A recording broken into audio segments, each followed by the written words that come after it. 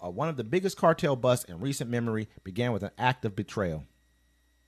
How did an alleged cartel kingpin who evaded capture for more than a half a century end up in the hands of U.S. federal agents? According to officials, it started with an act of betrayal.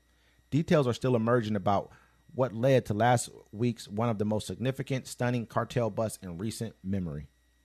U.S. officials who've spoken with CNN say key players in the operation to arrest Sinaloa cartel co-founder Ismael El Mayo Zambada was another major cartel figure who was arrested beside him. Joaquín Guzmán López, one of the sons of convicted cartel boss Joaquin El Chapo Guzmán, duped Zambada and orchestrated their arrest. Zambada's lawyer described what happened in harsher terms Sunday, accusing Guzmán López of kidnapping. Joaquín Guzmán López forcibly kidnapped my client. He was ambushed, thrown to the ground, and handcuffed by 6 men in military uniforms and Joaquin.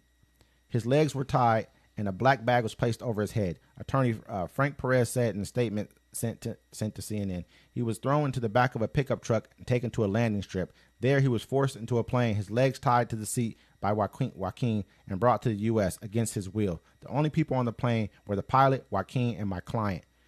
Perez added. They tied the client. They tied Mayo up. Yeah.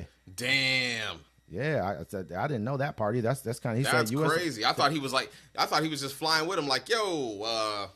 They said that they had previously said that Zambada thought he and Guzmán López were flying to northern Mexico to look at real estate, but instead the officials said their small private plane landed north of the border near El Paso, Texas, where U.S. authorities were waiting on the tarmac. But I guess that's not what happened. That's what they were first telling everybody, that they said they were going to go look at property, but I guess that's not what happened.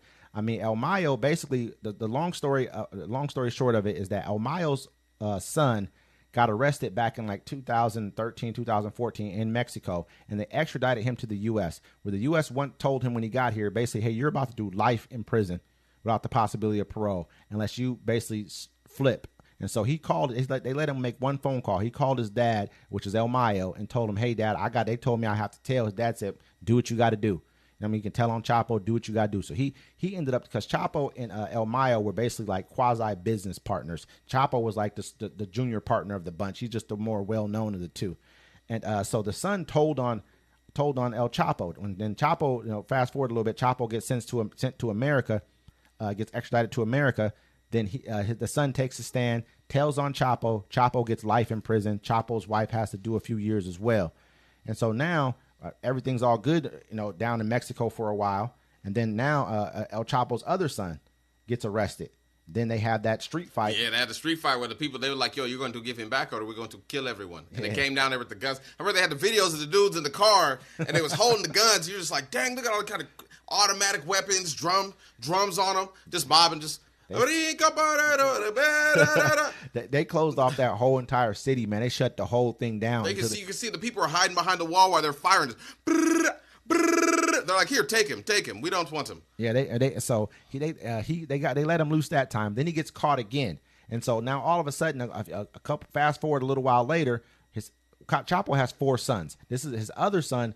I guess kidnaps El Mayo and brings him over here to America. They're saying that he didn't have I thought that his son would have had some kind of a plea agreement already set up. He already had some type of a deal. They're saying he didn't have a deal, but I don't believe that. Why? Well, they gotta say it like that, because I mean that has to be your witness protection story. I'm almost thinking like this, to be honest with you. What is you doing for your dad? Are you getting your dad off some time here? Maybe he's just a fuck up. No way, man.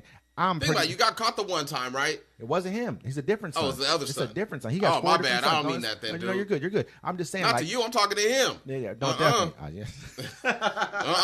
My bad. No, I mean, it's just crazy to me because I'm like, what is this? Why? I mean, El Mayo's old, though. If you saw his face right now, they saying he has diabetes. He's sick. I think he's about to die, honestly. He looks really, really like gaunt in the face, like really thin and gaunt.